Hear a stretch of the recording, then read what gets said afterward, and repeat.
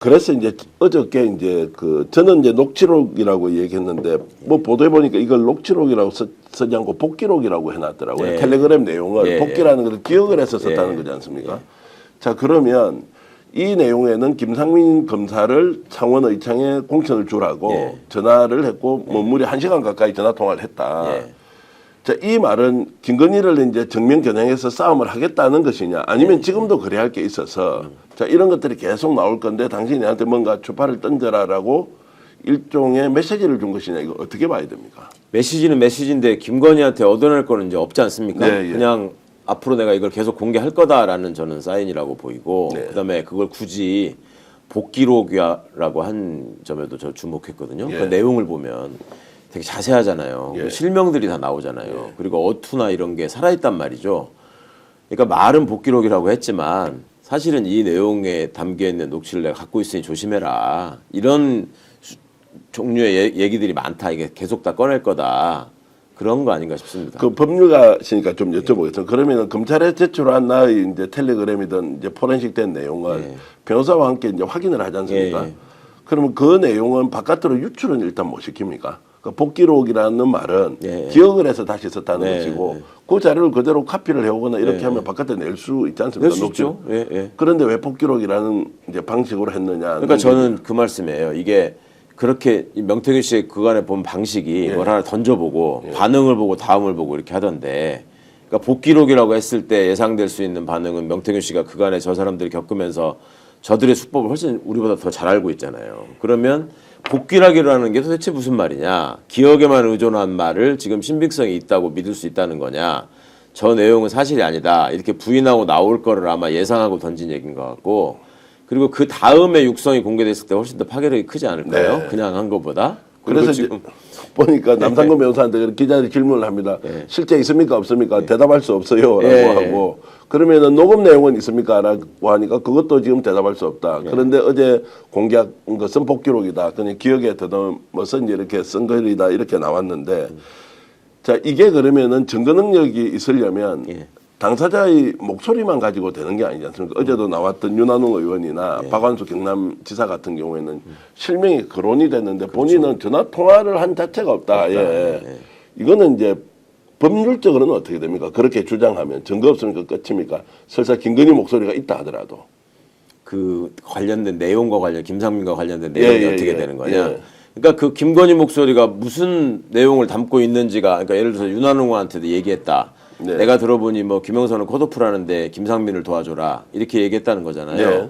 그게 김건희 육성으로 확인되면 그 김건희는 명백히 공천 개입을 한 거라서. 자, 그거는 증거가 되고 범법행위고, 윤한홍과 그러면 윤한홍과 나머지의 문제는 일단 김종양 씨가 되게 불쾌할 것 같아요. 일단은. 그런데 윤한홍 씨나 이런 관련자들의 문제는 그분들의 그 조사가 필요하고, 그러니까 그 사람들과 관련된 직접적인 대화가 나오면 뭐 가장 좋겠지만, 그게 아니더라도 그 정황이나 상황들을 관련해서 관련자들의 진술로서 얼마든지 이거는 재구성할 수 있는 상황이거든요.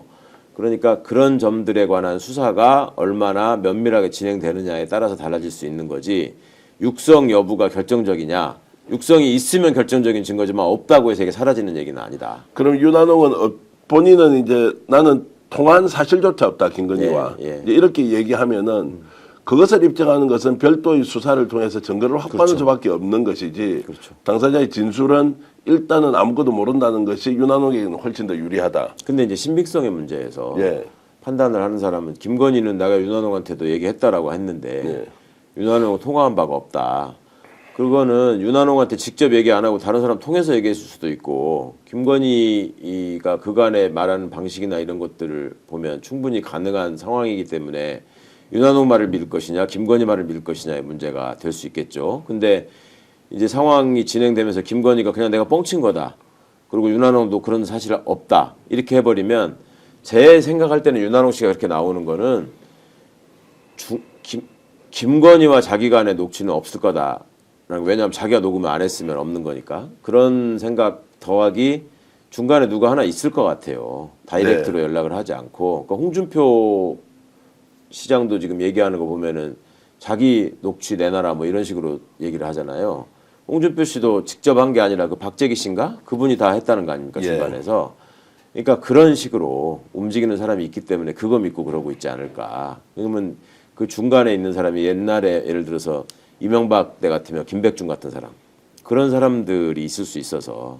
자, 여기서 또 중요한 것 하나가 이제 김건희가 그러면 2024년도 4월 공천에 김상민을 공천하라고 했으면 이 사람뿐만 아니라 여러 사람에 대해서 개입을 했을 가능성이 있지 않습니까? 당연히 그렇죠. 김영선은 실패했기 때문에 별것 아니다라고 국힘에서 얘기를 했고, 그러면 이제 김건희가 2020년뿐만이 아니라 2024년도, 2022년도 보궐뿐만 아니라 2024년도까지 개입을 했다라고 이제 확대가 되는 거 아닐까요? 네, 당연히 그렇게 봐야 되는 거 아닐까요? 그리고 그 주변에서 나오는 얘기나 예전에 그 누굽니까? 지금 잊혀져 버린 그 선임행정관.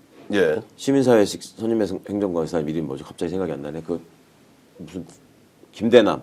예. 김대남 씨 얘기를 들어봐도 거기 어떻게 하면 김건희 씨한테 줄을 대가지고 자기가 공천을 받을까 예. 이런 거 계속 얘기하잖아요. 그게 2024년 총선 아닙니까? 그리고 이원모하고 경쟁을 했잖아요. 김대남 씨가. 예. 그 제가 사는 용인 처인 지역인데 거기서 얘기할 적에 이원모 와이프한테 주목하지 않습니까? 거기가 김건희하고 다이렉트로 통화를 하더라. 그러면 지금까지 드러난 상황이나 또 앞뒤로 이어지는 상황만 봐도 김건희라는 사람이 2024년 총선에 그냥 무관심하게 그냥 넘어갔다. 아무 관여를 하지 않았다. 이건 불가능한 일인 것 같습니다. 근데 이제 한동훈 대표 체제에서 비대위원장 체제에서 김건희가 이제 텀이 없어서 네. 부탁을 못했다, 안 됐다. 그래서 김영선 재공천도 실패한 거 아니냐라고 네. 하면서 뉴스에서 좀 사라져 버렸거든요. 그런데 어제 이제 저 복기록을 보면서 김건희가 그럼 김상민 공천을 했으면 다른 사람도 개입했을 텐데 예전에 제가 취재했던 내용 중에 이런 게 있었습니다. 하도 김건희가 누구를 통해서 부탁을 많이 하니까 마지막에 공관위원회에서 최고위직에 있는 사람이 직접 전화를 하라고 했다는 거예요. 네. 누구 시키지 말고 직접 해라. 네. 아니 왜냐하면 당신이 이야기하는 이게 믿을 수 그렇죠. 있느냐 없느냐라는 게 이제 확인이 안 되는 게 하나가 그렇죠. 네. 있고요. 이제 그렇게 해서 압박을 넣었다는 것이고 그렇게 해서 김건희가 전화를 하는 순간 한동훈에게 들키지 않습니까? 네. 그럼 이거는 뭐 100% 공천 개입이니까 전화를 못 하고 있는데 이 사람이 다시 찾아와서 부탁을 하니까 그때 얘기했던 것이 공관위 최고위 관계자가 그러면 대통령이 직접 전화하라고 해라. 이때부터 이제 압박이 줄어들었다는 이야기를 제가 직접 들었습니다. 네. 이제 이 이야기는 김건희가 집요하게 특정인에 대해서는 요구를 했을 가능성이 높고 당연히 그렇겠죠. 거기에 따르는 증거가 이번에 나온 것이니 그럼 2024년 총선 공천에도 어떤 식으로든 개입을 했을 가능성이 높다라고 하는 건 굉장히 중대한 범죄라는 생각이 듭니다.